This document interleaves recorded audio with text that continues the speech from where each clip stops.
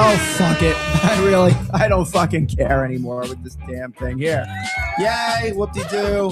It's just beautiful things there. How you doing? It's Tom from Rockland's News. Glad to be here today. Almost glad to be here today. And to my co-host, you're a pussy. He didn't show up again. And honestly, I'm done. This has been going on for weeks and weeks, and I'm just done. So we'll deal with that bullshit later. I'm just going to deliver the news and then be out. That's basically what's going to happen here, all right? For those of you that are checking in, thank you for joining us. And we do this regularly, at least 3 to 5 times a week. We report the news, we comment on it, and we hopefully get some sort of dialogue going where responsible people talk about the issues and hopefully can make better decisions based on the dialogue. That's kind of like the job of the news organization, right? When everybody's here. All right, let me get past my drama and move along to actual things that are more important. First of all, Clarkstown officials are considering a 6-month pause on approvals for some larger development projects while the town's zoning is being reviewed, infrastructure and future land use policies. The proposal would affect multifamily housing, larger subdivisions, and some commercial or industrial projects, including data centers. Smaller projects and development within the Nanuet Hamlet Center would generally be exempt. The town board has scheduled a public hearing for September 15th at 6:30 p.m. at Clarkstown Town Hall in New City. Officials would later extend the moratorium for one additional 6-month period. Today's weather is going to be mostly sunny. It's actually just beautiful. 81 degrees. It's going to be a high at 5 o'clock, mostly sunny at that time. So it's going to be kind of like a slow buildup from 66 to 73 to 77, 81 degrees at 5 o'clock. That's where it tops out. Then it's going to start getting cloudy. Tomorrow, it's going to be a 75% chance of rain and 80 degrees. Friday, it's going to be about a 50-50 split. 83 degrees and 50% chance of rain. And then Saturday will be mostly sunny. Well, according to this chart. You ever notice that when it's like the mostly sunny and partly cloudy graphics on the weather charts, they kind of look the same? So it's like either the cloud is in front of the sun or the sun is in front of the cloud. So one of those things is happening on Saturday, 79 degrees, and I guess sunny and cloudy. And then Sunday, Monday, Tuesday, Wednesday is going to be rainy. Just we'll leave it at that. This and many other live stream podcasts are sponsored by the New York Boulders baseball team, Yabu Fence Company, Dana Pest Control, the Flowery Cannabis Dispensary, Fiesta Acapulco, Kobe Sushi, Breakpoint Bowling, Whole Shot Bagels, Mad Tea Party Productions, and special thanks to these fine local businesses: Stony Point Massage, North Rockland Chiropractic, UPS Store in West Haverstraw, 99 Signs, FZ Perfection, and Clean Space Maintenance Management Company. Now, I got a whole bunch of others that I want to thank. Howard Phillips from the town of Haverstraw, thank you very much for helping us out to make this Rockland Music Fest 12 an amazing experience that's coming up on September 12th. It's going to be at Bowline Point Park. We're going to have our headliner, Appetite for Destruction, the largest Guns N' Roses tribute band on the East Coast, is going to be coming into town, and they're going to be putting on a performance. We saw them in 2024 over at the Paramount Huntington, and just had a fantastic time. So they're going to be here. Plus, we're going to have 5 other local bands. We got the George Romano Band. We have Regular Riot. It's kind of like a play off of the Honeymooners back in the day. Lillian Brown and the Groove Cats, Michael Hilliard and the Working Class, and JP Conquez, who's going to be coming in from up north to do a little down south sort of rock. All right. The tickets are on sale for that right now. It's $24 per ticket. You can pick it up at rocklandmusicfest.com. And special thanks to one of our premier sponsors who committed yesterday, Rockland Green. They're helping to keep Rockland clean. Okay, let's get back to the news, and then we're going to be out. This is going to be a very short show. As long as I don't have to deal with any drama today, I could actually do some work that we all need to do every day, put the nose to the grindstone. First of all, 44-year-old Suffern man is facing multiple felony charges following a Spring Valley police investigation into allegations of sexual abuse dating back about a decade. Police say an 18-year-old woman contacted investigators on August 12th and reported that she had been sexually assaulted multiple times when she was approximately 8 years old. Freddie Chinkaiza Kinde was arrested August 19th with assistance from an FBI task force. Charges include predatory sexual assault against a child, first-degree rape, and related offenses. He was arraigned and later posted bail. The charges are allegations, and he is presumed innocent until proven guilty. Spring Valley police say that a 26-year-old man has been arrested following an alleged knife point robbery on South Main Street. Investigators say that the victim reported that the man he knew placed a knife against his throat, punched him, and stole about $200 during an August 14th encounter. The victim also told police the same suspect had allegedly robbed him previously. Jairo Duque Augustin was charged with first and second degree robbery and criminal possession of a weapon, along with an additional robbery charge related to an earlier allegation. He was sent to the Rockland County Jail after bail was set. The charges remain allegations. Spring Valley Police and the New York State Liquor Authority say violations were found at all 5 restaurants inspected during a joint enforcement operation August 21st. The businesses included El Rey del Pollo, Papuska Magica, El Rodeo Steakhouse, I think it's El Rodeo Steakhouse, El Pollo Grande, and Guadalajara Restaurant and Bar. Authorities say Guadalajara was ordered closed for the remainder of the evening after investigators allegedly found numerous people under 21 being served alcohol or possessing it. The state liquor authority is continuing its investigation, and any alleged violations will proceed through the appropriate enforcement process. And I should note, it's probably a good idea for local restaurants and bars and establishments to tighten up their operations, because we're noticing a pattern where the state liquor authority is coming at you like a freight train. Not a good idea and not a good look to be serving minors alcohol anyway. I know this. I think we all do.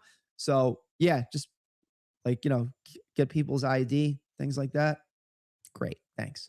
Thank you so much. A major section of Route 59 in Spring Valley was reopened following a bridge replacement project that had shut the roadway down since early June. The bridge over South Pascack Road reopened shortly after 5 o'clock Tuesday morning, restoring Route 59 between New Clarkstown Road and South Central Avenue. The first vehicle reported across the reopened bridge was a Rockland Hatzolah ambulance returning from a hospital transport at about 5:20 a.m. The State Department of Transportation says some finishing work will continue, so motorists may still encounter periodic lane closures in that area.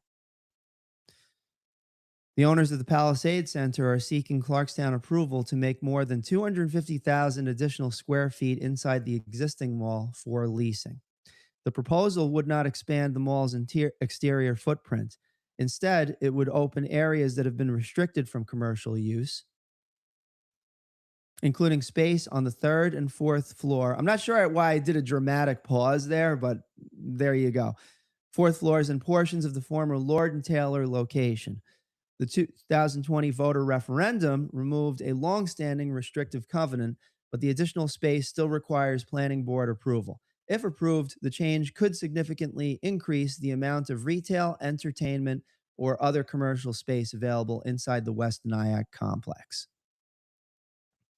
The old Skver Bias Hamadrish in New Square will have to be demolished after engineers determined the building is no longer structurally safe. The decision comes nearly 3 weeks after part of the roof collapsed. The building had remained closed since that incident, and no injuries were reported. According to the report, a structural inspection conducted this week found that the entire building now requires demolition because of stability concerns, and the process is expected to take place over the next several months. And the loss removes a long-standing religious structure from the New Square community. Residents visiting the Stony Point Police Department may encounter temporary access restrictions as construction gets underway around the station. The project includes replacement of the front steps and entrance, as well as sections of sidewalk surrounding the building. During the work, access to the lobby and police desk may be limited at different times. Officials are asking anyone who needs non emergency assistance to call the department at 786 2422. That's 845, of course, 845 786 2422 for instructions before arriving. Emergency calls should continue to go through 911. The construction and related disruptions are expected to continue over the next several weeks. Rockland breaks ground on new Peace Garden in New City. Rockland community leaders have broken ground on a new Peace Garden in New City, honoring the legacies of Mahatma Gandhi and Dr. Martin Luther King Jr. The garden, planned for New Hempstead Road, 11 New Hempstead Road, is intended as a permanent space for reflection, education, and community gatherings. Organizers say its central themes will include peace, nonviolence, equality, justice, and unity. The project was envisioned by Dr. Annie Paul and Tony Earl, with Rockland County Legislature Chairman Jay Hood Jr. helping lead the effort. Supporters hope the finished garden will become both a public gathering place and an educational resource. Havram of Rockland is looking for additional dispatchers as the Volunteer Assistance Organization reports a growing number of calls from across the county.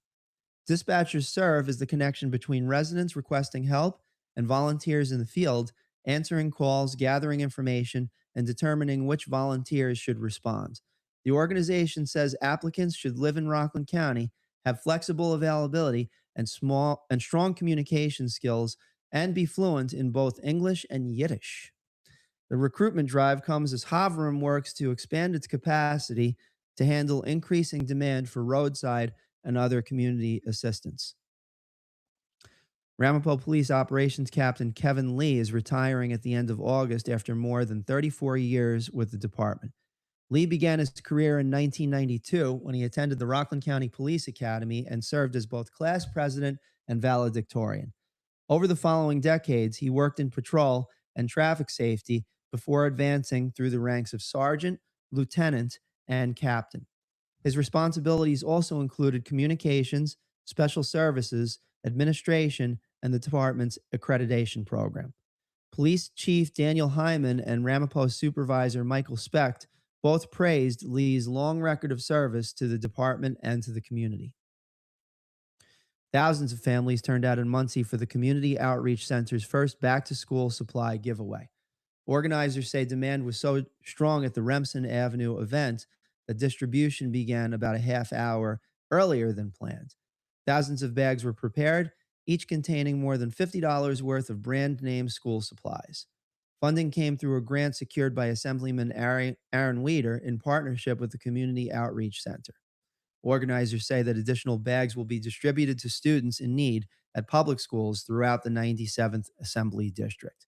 The turnout reportedly exceeded organizers' expectations. Shmuley Hartstein, founder of the Rockland-based organization Kol Yisroel, has been selected as one of the 6 statewide rising stars in the inaugural Best in Government Affairs Award from USLEGE. According to the report, Hartstein organized 11 trips to Albany for students during this year's legislative session, giving participants firsthand exposure to state government. Kol Yisroel has also worked to register hundreds of voters. Hartstein is scheduled to be recognized during an award ceremony in Albany on September 16th. The recognition highlights a Rockland-based effort aimed at expanding civic participation and government engagement. Spring Valley attorney Joseph Kunstlinger, let me say that again. Joseph Kunstlinger.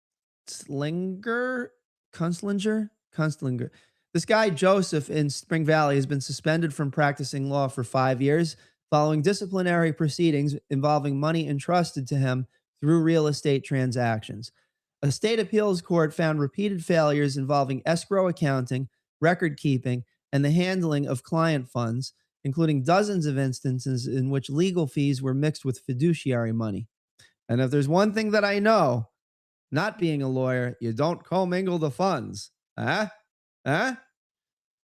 The court also cited improperly maintained accounts and missed required agreements or waivers in several matters. Kunstlinger attributed the problems, I can't get through this today, to human error and the high volume of real estate closings and pointed to corrective measures he had taken. He can seek reinstatement after February 28th, 2031. And that was reported by Rockland County Biz Journal. Businessman Marvin Baum is continuing to build what he hopes will become a working vineyard and algatourism destination in New City. Over roughly 4 years, Baum has acquired 3 properties for more than $3.1 million, creating about 7 acres of land for high tour vineyards. The properties include acreage off North Little Tour Road and a former horse farm on Buena Vista Road. Plans call for organically grown grapes, flowers, and eventually local wine production, with the project moving forward toward its 4th growing season. Baum's longer-term visions could also include a winery and visitor-oriented agricultural activities. Rockland County has launched a free smartphone app designed to put emergency information and preparedness resources in one place. The Rockland County Emergency Management app includes severe weather information and road updates, power outage resources, emergency checklists, and information about warming and cooling centers. Residents can also use it to access the county's functional needs registry and report disaster-related property damage. County officials say that the goal is to make important information easier to find before, during, and after an emergency. The app is available through both Apple's App Store and Google Play. Cornell Cooperative Extension of Rockland County is preparing for its 6th annual Sustainability Walk and Fair at Congers Lake on Sunday, October 4th. The event runs from 10 a.m. until 2 p.m. and will include a dozen educational stations covering topics such as aquatic birds, invasive species, ticks, and the history of the lake. Families can also take part in a scavenger hunt, nature crafts, and activities for scouts. Environmental organizations and vendors will be on hand, and local environmental leadership awards will be presented. The event is scheduled rain or shine and is designed to be accessible to wheelchairs and strollers. The New York Boulders honored the first 4 members of the team's new Hall of Fame Sunday at Clover Stadium. The inaugural class includes team co-founder and former president Sean Riley, former manager James Keefe, who led the team to the 2014 Can-Am League Championship, Stephen Cardullo, the first Boulder to reach Major League Baseball, and pitcher Justin Topa, the first Boulders pitcher to make the majors. Permanent plaques recognizing the inductees have been installed along the first base concourse. The ceremony celebrated figures who helped establish professional baseball in Rockland County and build the franchise's early history. The New York Boulders missed a chance to complete a weekend sweep at Clover Stadium, falling to the Brockton Rocks 7-5. Rockland held leads of 1-0, 2-1, and 4-2, with Aaron Simmons and Josh Leslie contributing RBI doubles.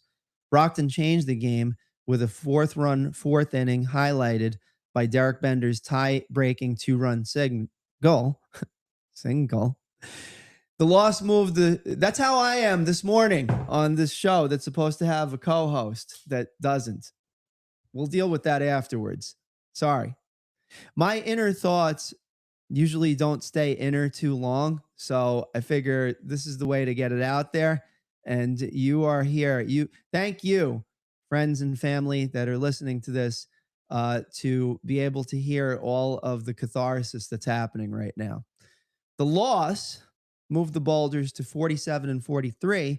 A New Jersey Jackals sudden death victory the same day left Rockland 1 game behind New Jersey for first place in the Frontier League's East Division as the regular season race tightens.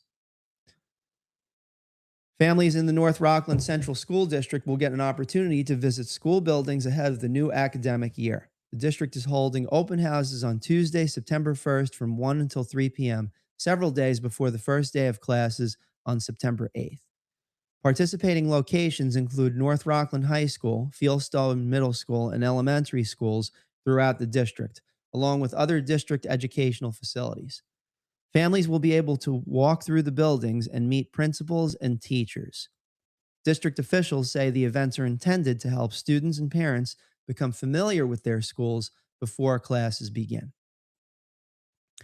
Rockland opens the search for its next poet laureate. Rockland County is accepting applications for its next poet laureate as current laureate Juan Pablo Mobley prepares to finish his term at the end of the year.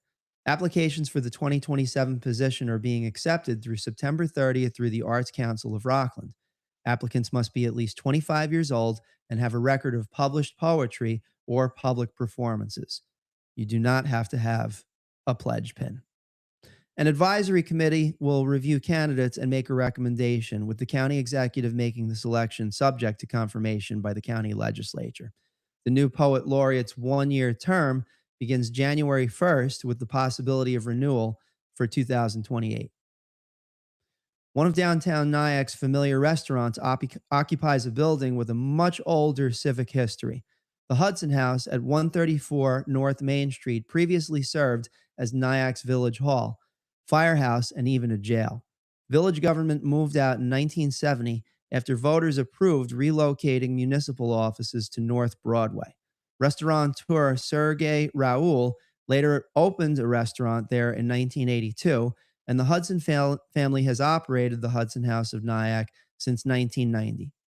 Several reminders of the building's earlier life remain, including pressed tin ceilings, not pressed in tin ceilings. I'm going to have to get glasses at some point. I can't see this properly. All right. Masonry walls and the former jail area, which now serves as the restaurant's wine cellar. Clarkstown residents can close out the summer concert season tonight with a Billy Joel tribute performance by the Billy Six Band. The free concert is scheduled for Wednesday, August 26th at 7 p.m. at Lake Nanuet, located at 1 Lake Nanuet Drive in Nanuet. Attendees are encouraged to bring blankets or lawn chairs, and food will be available for purchase. If weather forces the concert indoors, the performance will move to Clarkstown High School South on Demarest Mill Road in West Nyack. The event is being presented by the Town of Clarkstown's Parks and Recreation Department. A longtime North Rockland restaurant is celebrating its 50th anniversary this year. The Village of West Haverstraw has highlighted Sparky's Diner, located at 129 Ramapo Road in Garnerville, as part of its Small Business Spotlight program. According to the Village, the diner is also currently being used as a filming location for a new Apple TV series. Village officials say Sparky's has previously appeared in 14 films and has hosted actors including Denzel Washington and Julia Roberts. The diner, owned by Jeannie Nicolakis, has served generations of local families, students, athletes, and seniors during its 5 decades in business. A federal campaign finance complaint has been filed involving Democratic congressional candidate Kate Conley, who is challenging Republican Congressman Mike Lawler in New York's 17th District.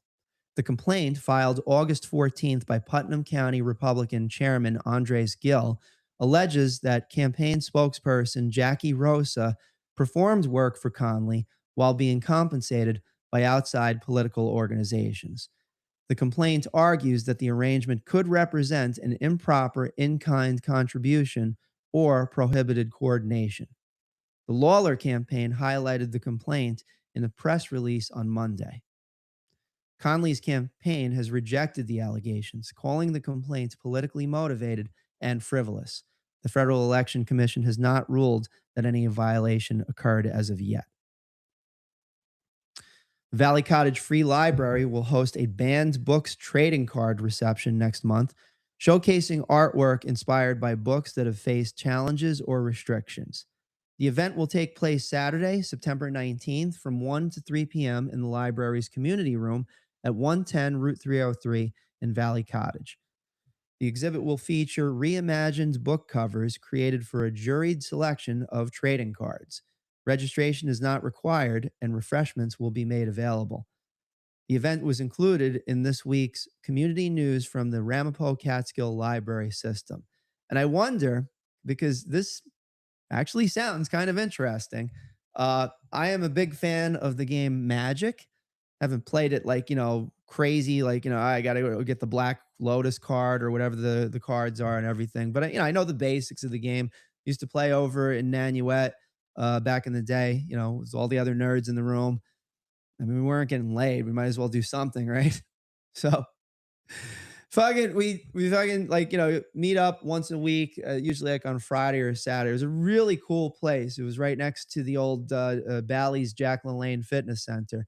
So I'd go do a workout, and then I'd head over to Wizards of the Coast night, because that's the name of the trading card game. The Founders. And I forget the name of the exact place in Hobby Lounge, or if somebody knows, just throw it into chat. I forget the name of it, but it was a really cool thing.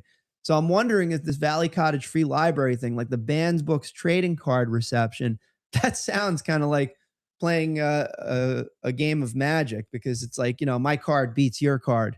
So I don't know what like the most dangerous card in that bunch will be. Actually, yes, I do. Yes, I do. I think if there's a Mein Kampf trading card, I don't think that's a good idea to have that circulating in wide review and stuff like that. On the flip side, I think if we had a few trading cards, like for instance, what's the name of that book? The Lord of the Flies. We're watching. My wife and I were watching Yellow Jackets, and it's like Lord of the Flies meets Lost meets Mean Girls.